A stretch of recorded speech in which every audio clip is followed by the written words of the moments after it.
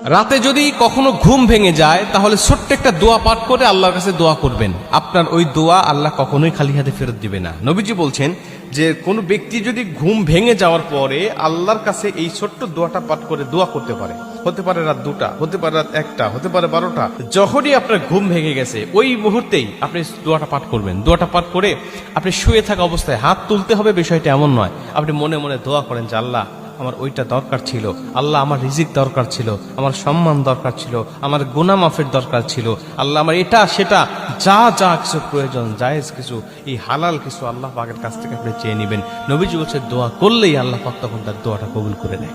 আর আরো ভালো হয় যদি আপনি ঘুম ভেঙে যাওয়ার পরে 2টার সময় আপনার ঘুম ভেঙে গেছে, আপনি উঠে যান, উঠে গিয়ে ওযু করে আপনি 2 রাকাত তাহাজ্জুদ নামাজে দাঁড়িয়ে যান। কারণ নবীজি বলছে যে ওই সময় কিছু চাইলেই আল্লাহ দোয়া কবুল করে। আপনি ঘুম ভেঙে যাওয়ার পরে দোয়াটা করলেন, দোয়াটাও কবুল হয়ে গেল, আর আপনি ওযু করে তাহাজ্জুদ পড়লেন, তাহাজ্জুদ নামাজটাও কবুল হয়ে গেল। নবীজি বলছেন কোন ব্যক্তির যদি একটা সেজদা কবুল হয়ে যায়, 1 রাকাত নামাজ যদি কবুল হয়ে যায়, ওই একটা সেজদা তাকে জান্নাত পর্যন্ত পৌঁছায় দিবে। ওই একটা জান্নাত তার জীবনে সব গুনাহ মাফ করে দিবে। ওই একটা সেজদা তার জীবনের সব অপরাধগুলো মাফ করে দিয়ে আল্লাহর পছন্দের বান্দা হিসাবে তাকে দাঁড় করা দিবে। এই জন্য আপনি ছোট্ট দোয়াটাকে মুখস্থ করে নেন। কি দোয়া? নবীজি বলছেন ঘুম ভেঙে যাওয়ার সঙ্গে সঙ্গে তুমি দোয়াটা পাঠ করবে। প্রথমে তুমি পাঠ করবে লা ইলাহা ইল্লাল্লাহু ওয়াহদাহু লা শারীকা লাহু লাহুল মুলক ওয়া লাহুল হামদ ওয়া হুয়া আলা কুল্লি শাইইন কাদির।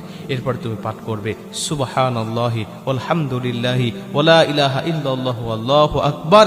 এরপর পাঠ করবে লা হাওলা ওয়া লা কুওয়াতা ইল্লা বিল্লাহ। এই দোয়াটা কিন্তু